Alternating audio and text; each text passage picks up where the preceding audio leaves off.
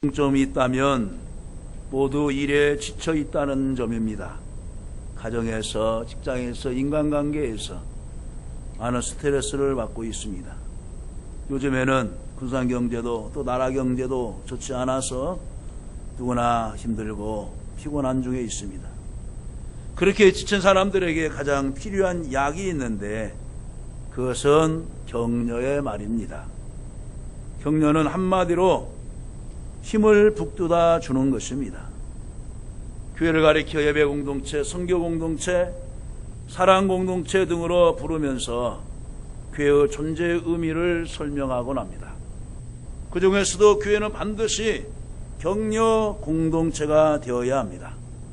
시리에 지쳐 있고 사무에 바빠 있는, 그리고 삶에 정말로 지쳐 있는 분들에게 격려는 힘을 발휘할 수 있습니다.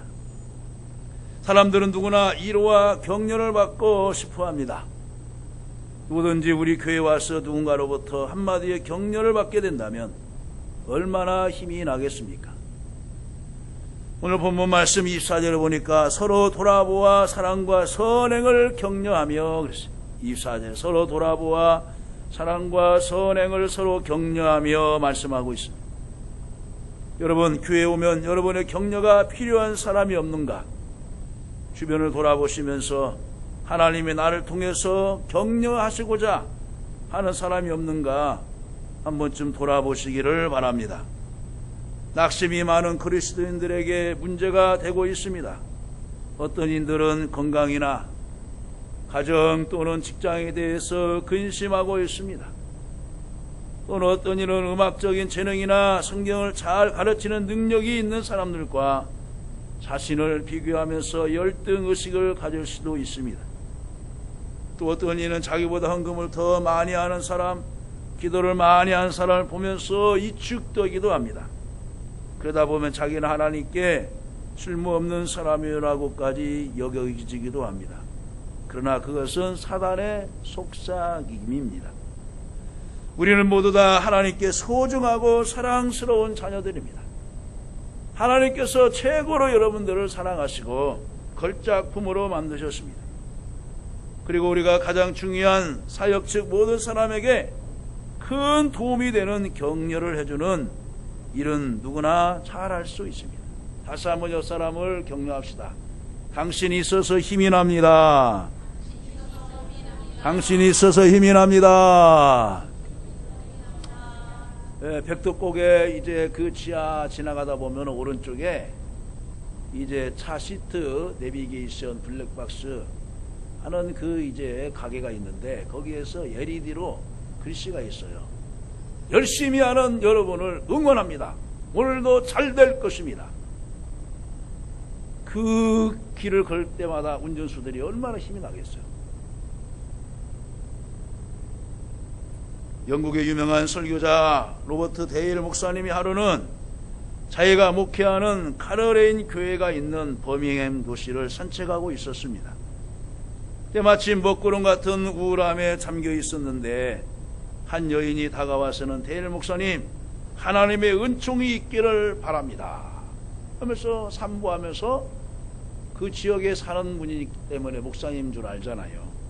그래서 이 인사 한마디를 한 거예요. 목사님의 설교가 저에게 얼마나 용기를 북돋아 주셨는지 모릅니다 하고 말하고 부인하게 지나갑니다.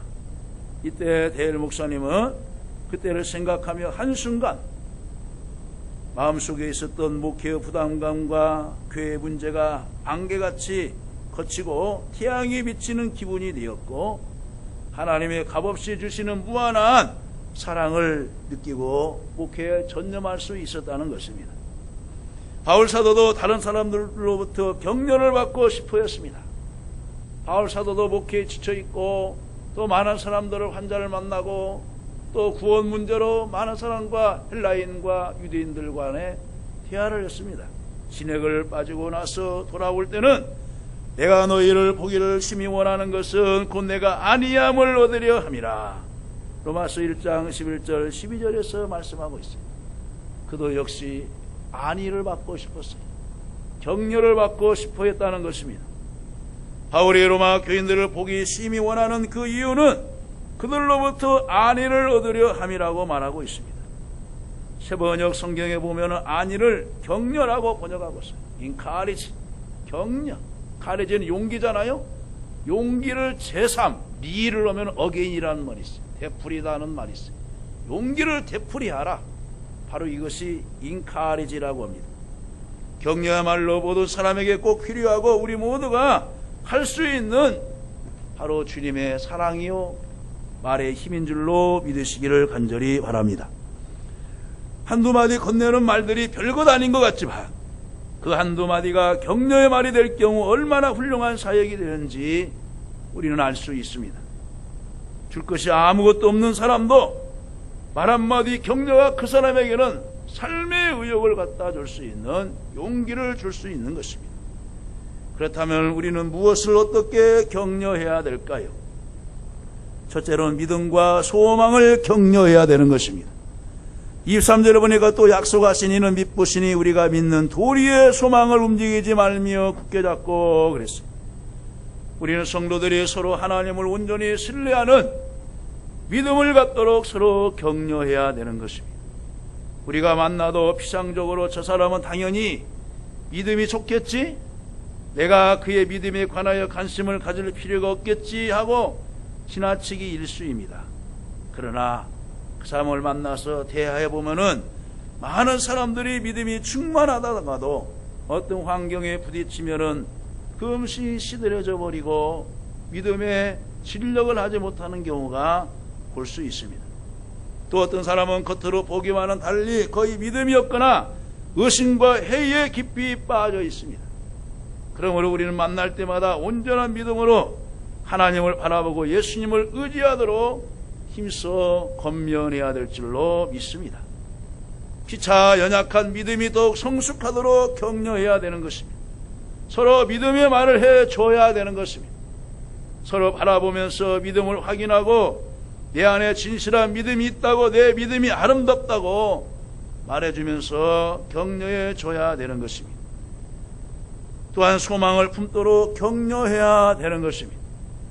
우리가 은혜를 받고 성령 충만하면 말하지 않아도 예수님을 바라보고 미래에 성취될 약속과 천국의 소망을 생각하면서 흔들리지 않습니다. 그러나 살다가 어려움을 만나면 그 소망이 자꾸만 흐려집니다. 어느 때는 구원감도 흐려져요. 어느 때는 내세감도 흐려져요. 과연 내가 천국에 갈 수 있는가? 과연 예수님이 나를 인정해 줄 수 있는가? 그러면서 하나님의 약속도 물거품처럼 사라지면서 흔들리는 경우가 많이 있습니다. 이런 사람을 보면 여러분들이 즉시 격려해 주시기를 바랍니다. 따라서 형제님, 자매님, 힘드시지요? 힘을 내세요. 교회 아침에 이제 나가보면은 조그만 명함 같은 것에 대출, 무담보, 무대출 하면서 뭐라고 글씨가 써 있느냐? 사장님, 요즘 힘드시죠? 자기 돈 좀 갖다 쓰라는 거예요. 많은 이자율이라도 갖다 쓰라는 거예요. 이런 사람들도 공짜가 돈이 어디가 있어요? 많은 23% 이상의 돈을 갖다 쓰면서도 힘드시죠? 말 한마디 격려를 해주는 거예요. 이때 그래 내가 힘들어. 사채라도 얻어야 돼. 어? 무담보네? 무보증이네? 이 비밀을 보장하네? 그러면서 돈을 빌려서 쓰는 사람도 있죠. 하나님이 좋은 일을 준비하셨음을 믿고 다시 용기를 내어 앞으로 나아가도록 우리 성으로 격려해 주시기를 간절히 바랍니다. 프랑스의 작가 앙드레 지드의 학교 생활은 엉망이었습니다. 소년 시절에 앙드레 지드는 거짓말과 속임수에 능한 소년이었습니다. 그는 꾀병으로 3주 동안이나 학교에 결석한 적도 있었습니다. 그는 가련할 정도로 겁이 많고 심약한 학생이었습니다. 그래서 도무지 비전이 없어 보이는 열등생에 불과했습니다. 그런데 한 번은 학교에서 선생님이 학생들에게 시를 낭송하도록, 돌아가면서 시를 낭송하도록 기회를 주었어요. 그런데 학생들은 그저 평범한 시를 읽었고 앙드레 지드 순서가 왔습니다. 그는 그 시에 몰입하면서 감정을 살리고 눈물을 흘리면서 그 시인의 그 이제 형편에 맞춰가면서 그 시를 멋지게 낭송을 했습니다. 그런데 선생님은 넌 아주 훌륭한 작가가 될 소질이 있어 하면서 칭찬해 주었습니다. 지드는 이 일로 인해 친구들로부터 잘난 척하는 학생으로 몰려 왕따를 당하기도 했습니다. 그러나 선생님의 이 말 한마디, 넌 아주 훌륭한 작가가 될 수가 있어, 이 한마디를 늘 생각해 보면서 칭찬과 격려가 앙드레 지드라고 하는 세계적인 작가로 탄생되게 한 것입니다. 두 번째로는 사랑과 선행의 격려의 말을 해야 되는 것입니다. 24절에 또 이제 보면은 사랑과 선행을 격려하며 그랬어요. 왜 사랑과 선행을 격려하라고 하였을까요? 사랑에는 선행이 있다라고 합니다. 그래서 고넬료도 그의 기도와 구제가 하나님 앞에 상달되었다는 거예요. 목사님, 기도만 하나님께 상달되는 거 아니에요? 헌금 드린 것만, 찬양하는 것만 하나님께 상달되는 거 아니에요? 무슨 구제가 하나님께 상달되나요? 이런 우리의 생각을 완전히 깨트린 것이 바로 고넬료의 선행과 구제입니다. 그래서 우리는 선행하고 사랑을 실천하는 사람에게 다가가서 격려해주고 힘을 줘야 될 줄로 믿습니다. 마리아는 예수님을 누구보다도 사랑했습니다. 그래서 자기가 평생 모은 300데나리나 되는 값어치가 있는 옷값을 깨가지고 예수님의 장례를 준비했습니다. 예수님께 붓고 머리털로 발을 씻겨드렸습니다. 예수님을 사랑하지 않는 가룟 유다의 눈에는 그것이 아주 어리석은 행동이고 큰 돈을 낭비한 행동으로 보였습니다. 야, 이것을 가난한 자들에게 주면 더 좋겠는데 왜 낭비하느냐 하면서 마리아를 핀잔도 주고 많은 제자들 앞에서도 모욕적인 발언을 했습니다. 마리아의 사랑을 한눈에 알아본 예수님의 눈에는 최고의 선행으로 보였습니다. 그래서 유다의 비난으로부터 마리아를 보호하시며 저가 내게 좋은 일을 하였느니라, 이 여자가 내 몸에 향유를 부은 것은 나의 장사를 이함이다 하시며 칭찬해 주셨습니다. 뿐만 아니라 복음이 전파되는 곳마다 이 여자의 행한 일도 말하여 저를 기념하리라고 격려해 주셨습니다. 또 한 번은 베다니의 나사로의 집에서 말씀을 전하실 때 언니 마르다는 예수님을 접대하느라 분주했습니다. 동생 마리아는 말씀 듣느라고 언니를 도와주지 않았습니다. 혼자 분주하여 속상한 마르다가 예수님 앞에서 동생 마리아를 핀잔하자 무한한 상황에서 예수님은 마리아가 예수님을 사랑하여 말씀을 사모한 것을 아시고 말씀을 듣는 것이 더 좋다고 그 마르다 편도 인정해주고 또 마리아 편도 인정해주면서 봉사도 중요하지만은 공개도 중요하지만은 접대도 중요하지만은 말씀을 듣는 것이 좋은 편을 택하였다 하면서 결국 평가점에서 마리아의 손을 들어주었습니다. 우리 주변에 보면 예수님과 교회를 진심으로 사랑하는 사람들이 많습니다. 그래서 어떤 이는 교회 어린이들을 말씀으로 잘 양육하기 위하여 늘 수고합니다. 교회 청년들을 위해서 열심을 다해 수고하는 분들도 있습니다. 또 어떤 이는 전도하는 일에 열심이고 또 아니는 중보 기도로 섬깁니다. 또 어느 분이 새로운 분이 오시면은 먼저 다가가서 악수하고 관심을 가져주면서 사랑으로 손을 피신 분도 있습니다. 교회를 위하여 힘을 다하여 헌금하는 일도 있습니다. 몸으로 주님을 섬기듯 교회에서 봉사하는 이들도 있습니다. 어느 분은 몸으로, 물질로, 시간으로, 그 외에 자신의 재능과 은사로 섬기는 분들도 있습니다. 이런 분들이 있기에 교회가 운영되어지는 것입니다. 그래서 우리들은 이들의 수고를 알아서 알아주고 격려해 줘야 될 줄로 믿습니다. 이런 분들을 볼 때 당연히 여기지 말고 서로 격려해야 합니다. 비난하는 사람이 있으면 보호해주고 저가 예수님께 참 좋은 일을 하였다고 본인과 여러 사람들이 듣도록 칭찬하고 격려해 줘야 합니다. 귀에 있을 때마다 격려해 주어야 합니다. 이러한 칭찬과 격려가 풍성해질 때 서로 안에서 아름다움을 찾아내기 시작할 것입니다. 우리 교회 안에는 더욱 아름다운 선행과 사랑이 가득해질 줄로 믿습니다. 가정에서도 서로 격려하고 이루해 주세요. 힘을 북돋아 주세요. 열심히 일하고 남편에게 힘을 넣어주세요. 가정에서 애써서 식사하고 준비하고 한 끼의 식사를 제공하는 그 어머니에게 맛있게 해주셔서 감사합니다. 잘 먹었습니다 하면서 마지막으로 감사 인사를 하시길 바랍니다. 그러면은 아침 일찍 일어나서 식사해 준 그 부모님 또 그 아내의 그 고마움을 알고 있다고 하면서 뿌듯해하는 겁니다.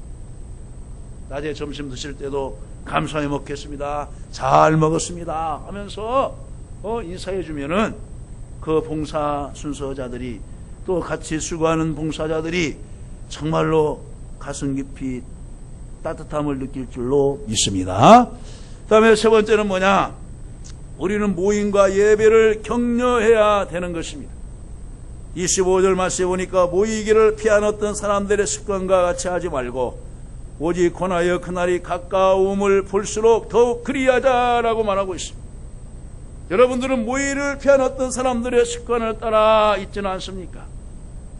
오늘처럼 여러분들을 믿음으로 하나님 전에 나온 여러분들을 하나님 기뻐하실 줄로 믿습니다. 성경은 경고하기를 그날이 가까움을 볼수록, 즉 말세 한 증거로 모이기를 피하는 징조가 일어나고 있는데 더욱 모이기에 힘쓰라고 말하고 있어요. 그래서 더욱 힘쓰라, 모이기에 더욱 힘쓰라고 격려하는 말입니다. 최근에 예배를 소홀히 하는 성도들이 있습니다. 바쁘다는 이유로 예배에 불참하는 성도가 있고 이런저런 이유로 예배를 건너뛰는 성도도 있습니다. 우리는 한 시간이라도 더 말씀을 듣고 은혜를 받아야 살 줄로 믿습니다. 고린도후서 6장 1절 2절 말씀에 보면 보라 지금은 은혜 받을 만한 때요 구원의 날이로다 그랬어요. 사단은 우리를 하나님과의 관계에서 끊으려고 합니다. 예배는 하나님과 관계를 돈독이하게 하거든요. 기도를 하나님과 관계를 더욱더 돈독히 하는 수단인데 그것을 못하게 하거든요. 다른 일로 분주하게 합니다. 여러분 그 마귀의 현혹에 여러분들이 넘어가지 마시기를 주님의 이름으로 간절히 축원합니다. 우리는 한 시간이라도 더 말씀 듣고 은혜를 받아야 영적으로 건강해지고 살 줄로 믿습니다. 한 시간이라도 더 찬양하고 더 기도하여야 믿음이 유지되고 자라나게 되는 것입니다. 일주일 전에 식사하시고 안 먹으면 되겠어요? 날마다 음식을 먹어야 건강을 유지할 수가 있어요. 그리고 주기적으로 우리 몸을 진단해야 우리 몸에 어디가 이상이 있는지 빨리 원인을 찾아서 치료를 해야 더 진전되지 않는 것입니다. 예배를 소홀히 하면서 영적으로 충만함을 유지하는 사람을 여러분 보셨습니까? 열심으로 모이지 않으면서 하나님을 기쁘시게 할 수 있습니까? 예배를 소홀히 하면서 사랑과 은혜가 충만해질 수 있다고 여러분 믿습니까? 절대로 그렇을 수 없습니다. 우리는 말세에 갈수록 더욱더 모이기를 힘써야 될 줄로 믿습니다. 바쁘지만 부득이한 일들이 많지만 그래도 최선을 다해서 모여야 됩니다. 주일 예배에 빠지지 않도록 서로 격려하시기를 바랍니다. 옆사람 격려합시다. 다음 주에도 꼭 만납시다. 3일 예배도 꼭 만납시다. 금요 기도회도 꼭 만납시다. 새벽 예배도 만납시다. 새벽 예배는 갈수록 소리가 그냥 쥐소리만큼 들리네요. 초대교회 성도들은 날마다 마음을 같이하여 성전에 모이기를 힘썼다는 것입니다. 날마다 모여서 찬양을 했습니다. 날마다 모여서 기도했습니다. 날마다 모여서 애찬을 나누면서 서로 유기적으로 하나님의 주님의 지치라는 것을 확인했습니다. 그들은 자주 모였기에 교회가 능력이 나타났습니다. 은혜가 충만해졌습니다. 사단이 맥을 못 추었습니다. 한 사람이면 피하겠거니와 삼겹줄은 끊어지지 않는다 그랬어요. 한 사람보다 두 사람, 두 사람보다 네 사람, 네 사람보다 여덟 사람 계속 곱으로 나가야 마귀 사탄이 여러분들을 넘어뜨리지 못할 줄로 믿습니다. 자주 모일 때 예수님의 임재가 더 확실하게 임할 줄로 믿습니다. 우리 안에 오해가 벗겨지고 서로 진심으로 이해하며 온전히 하나 되고 연합할 수 있습니다. 따라서 우리는 서로 예배와 또 교회 모임에 잘 참석하도록 서로 격려해야 될 줄로 믿습니다. 잘 나오던 사람이 빠지면 무슨 문제가 있는 것인가 궁금해요. 또 점검도 하면서 다시 열심을 내도록 서로 격려하고 또 서로 전화도 하고 찾아내야 될 줄로 믿습니다. 잘 봉사하던 사람이 슬그머니 꽁무니를 빼면 누군가에 얼른 붙잡고 왜 그러냐고, 그러면 안 된다고 서로 격려하면서 여러분 붙잡기를 간절히 바랍니다. 열심히 기도한 사람이 게으름을 피우면 다시 힘을 내도록 서로 격려해 주시기를 간절히 바랍니다. 영국의 어느 신문사 편집인에게 보낸 편지의 산독자는 일요일마다 교회 가는 것이 아무런 의미가 없다는 걸 알았다고 불평을 했습니다. 그 내용을 이렇습니다. 나는 지난 30년 동안 거의 빼놓지 않고 꾸준히 예배에 참석했습니다. 그리고 그 기간에 최소한 3번의 설교를 들었습니다. 그러나 놀랍게도 그중 어떤 것도 기억할 수가 없습니다. 목사의 시간이 다른 일에 사용된다면 더 유익하지 않을까 하는 생각이 듭니다.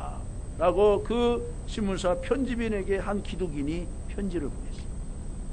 그러자 이 편지가 신문에 실리자 큰 반응을 불러일으켰습니다. 동감원이들 있겠죠? 안티기독교인들은 그래, 예배하는 것은 낭비하는 것이야. 그 시간에 가서 돈을 벌면은 수당으로 더 벌 수 있는데, 특근까지 하면은 더 많이 벌 수 있는데, 그렇게 생각하는 사람도 있겠죠. 하지만 그 가운데 믿음이 좋은 신실한 사람이 이런 글을 다시금 써서 신문사 편집인에게 보냈습니다. 나는 결혼한 지 30년이 지났습니다. 그동안 32,850번의 식사를 했습니다. 대부분 아내가 요리해 준 것이지요. 문득 나는 어떤 식사의 메뉴도 기억해낼 수 없다는 것을 알게 되었습니다. 그렇지만 나는 그 모든 음식으로부터 영양분을 공급받았습니다.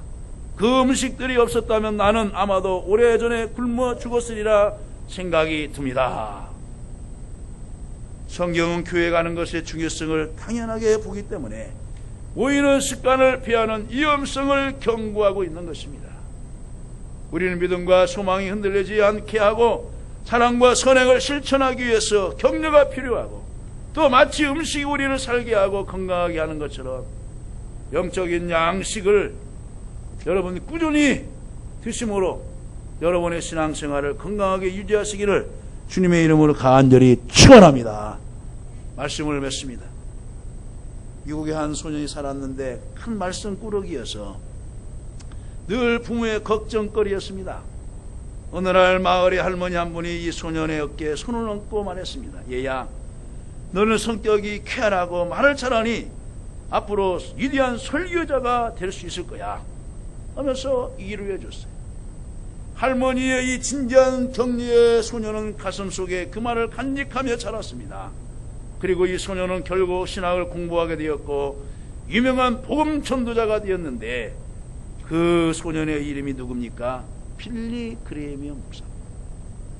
긍정적인 한마디 격려가 세계적인 복음 전도자로 만들었습니다.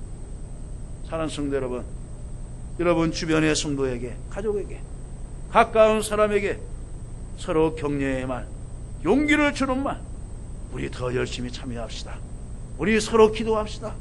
서로 우리 하나님 앞에 자주 모입시다. 만납시다 하면서 격려의 말을 이해주를 할 때 하나님의 사랑이 더욱더 전파되고 여러분에게도 놀라운 역사가 일어날 줄로 믿으시기를 주님의 이름으로 간절히 축원합니다.